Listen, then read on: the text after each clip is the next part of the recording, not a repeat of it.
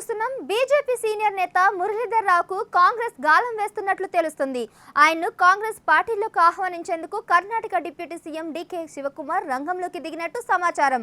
అయితే తాజాగా ఓ జాతీయ మీడియా సంస్థతో మాట్లాడిన మురళీధర్ రావు రేవంత్ రెడ్డిపై ప్రశంసల వర్షం కురిపించారు. ప్రధాని మోదీ తెలంగాణ పర్యటనలో సీఎం రేవంత్ రాజకీయ పరిణితి ప్రదర్శించారని కొనియాడారు. ప్రస్తుతం ఈ వ్యాఖ్యలు బీజేపీలో కలకలం రేపుతున్నాయి.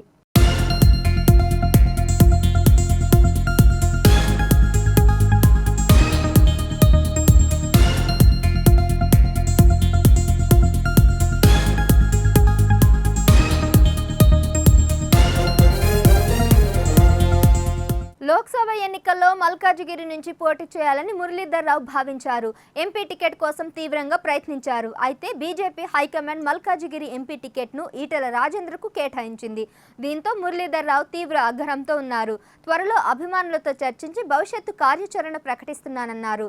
ఈ నేపథ్యంలో మురళీధర్ రావును తమ వైపు తిప్పుకునేందుకు కాంగ్రెస్ ప్రయత్నాలు ముమ్మరం చేసినట్లు కూడా తెలుస్తోంది.